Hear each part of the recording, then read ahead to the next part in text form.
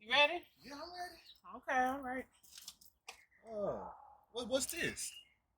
I mean, remember you said we were gonna start cleaning out the car and making the car good. And all that trash is not even mine. So Okay, it don't matter. But you okay. said you're gonna keep the car clean. Okay, all that trash isn't mine. And anyway, I've been busy cleaning the house. Okay, I help you clean the house. Okay, but I do most of the chores. I do the laundry. You don't help me with the laundry. I help you make the bed. Oh my gosh. Okay, whatever. I take the kids to school. I get groceries. I make sure y'all fed. I cook dinner and what? So you gonna get on to me? I take the trash out. But you gonna get on? I make sure your oil done. I make sure what? What else? So you come up in here to tell me about this little old trash that's not all mine, knowing good and well that I do everything else. But you said you're gonna keep the car clean. Listen, it's like we can't even go anywhere. We supposed to be going out to have dinner, and here you gonna come up in the car talking about some dang on trash. You don't have anything nice to say. You went right to the dishes, and but you went right to the house. You know what? I'm okay. Whatever. Just whatever. Man, oh man, that was something else. Yeah, it was a little something. You know, that is a typical argument that we have probably experienced, or we have seen others, or maybe yourself has experienced with a partner. And it starts from one thing and it rabbit trails to another. And it's ongoing and it's exhausting, right? So, what you guys just saw there was defensiveness. I was being defensive for sure. Were you? Oh yeah, I've been a little bit, just a little bit, just a little defensive. So we're talking about defensiveness. What is it? How can we stop it? How can we prevent it? And what do we do when it does happen? So real quick, we just want to share some tips with you. And so I'm smiling because what we're about to share with you is some good stuff. Yeah. All right. So what is defensiveness? Basically, defensiveness is how we will say a fighting mechanism to guard ourselves. Basically, when we're being attacked, we're trying to find a way to guard ourselves. And those ways are whining, kind of playing as victim and saying that our spouse is the problem. But really, when we're being defensive, we're not taking accountability of the situation. So it seems like we're deflecting the root of the issue. So, like you saw a minute ago, in that scenario, the initial problem was that my car was dirty. I deflected that issue by talking about how well I cleaned the house. And so instead of just accepting what he was saying, even though he may not have said it in the right way, which in a moment I'm going to tell you how to respond to that, I was being defensive, which just added fuel to the fire because it escalated into a large or an unnecessary conflict. Maybe not a large, but an unnecessary conflict. So, what are some ways we can prevent defensiveness? What we have came up with is called the S.T.D method of defensiveness. And Baby's going to share that with you guys. Yes. Number one is the S. Obviously, it's called a self-check. And it says, when a trigger is pulled through our spouse's communication, check yourself. What are you emotionally feeling? You're irritated, frustrated, agitated, angry, or at your last. Which we know when you're at your last, you always try to come defensive. So give yourself a self-check. What are you mentally tracking, and what's your negative response? Self-check is quick and easy to do because you know yourself eternally than anyone else. So you know yourself. You know when you're feeling attacked. So you know when you need to give yourself a self-check. Can I just plug in right there? I knew when he mentioned how my car was dirty, I was already feeling agitated and annoyed and like, oh my gosh, here he goes again. So right then and there, I could have done a quick self-check instead of deflecting the issue, I could have really just took control of it in two different ways. And in a moment, I'll share with you those ways.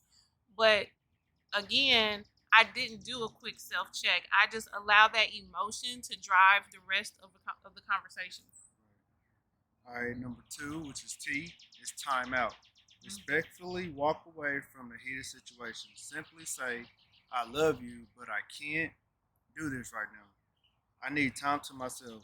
Take time to calm down, collect your thoughts, control your feelings, pray, and carefully think about the situation.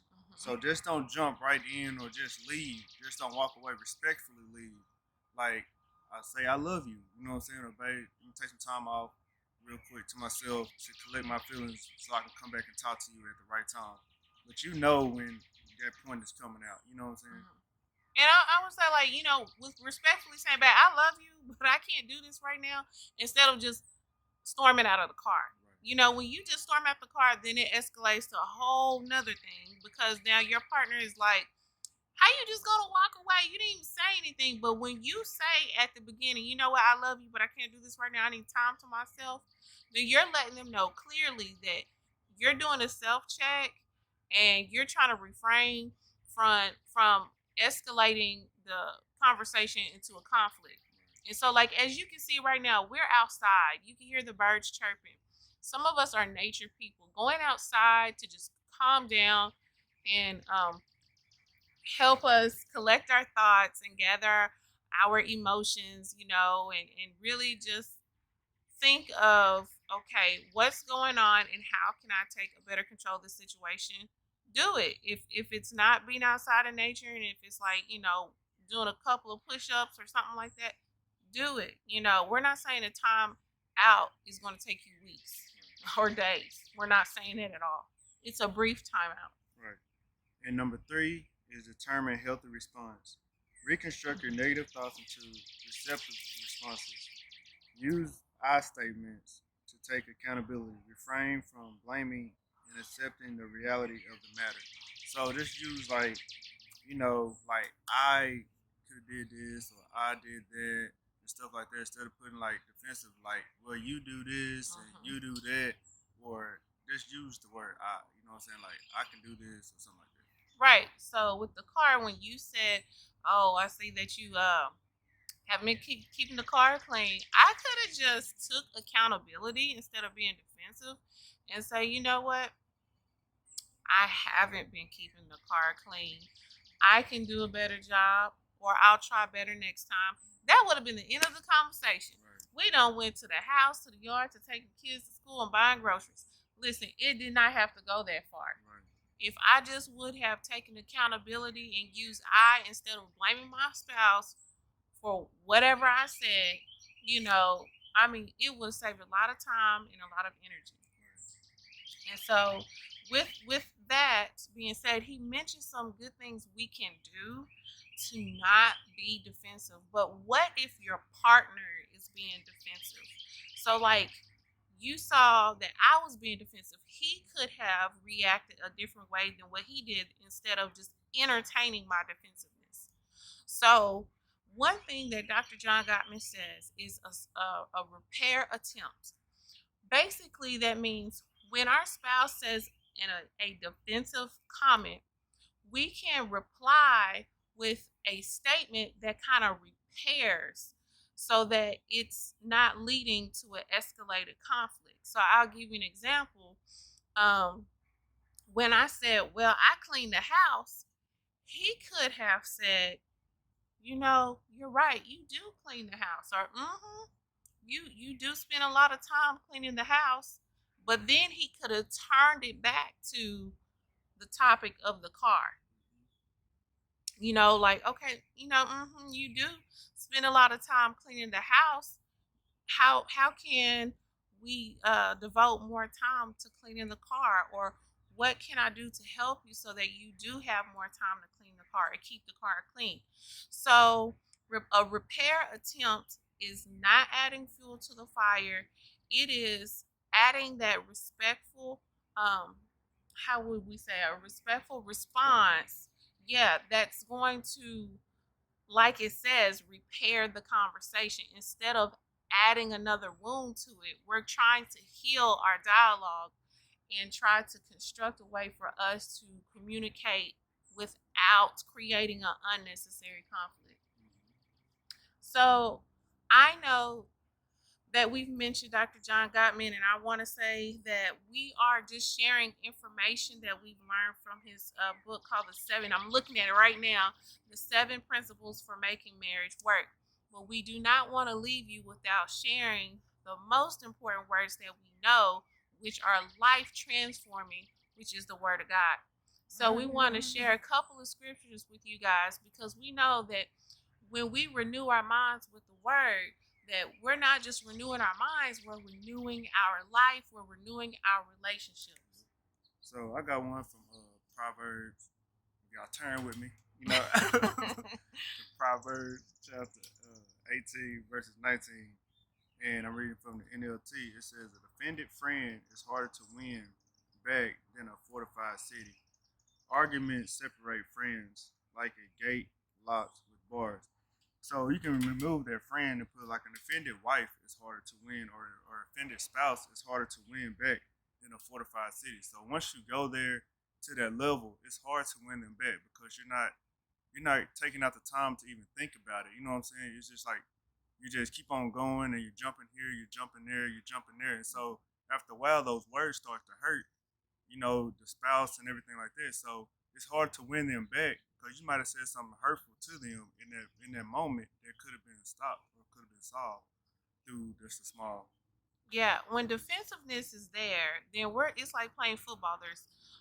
We're being on the offense and the defense, and it's like, okay, so we're going back and forth, and really when we're being defensive, we're trying to just guard ourselves from that offended attack.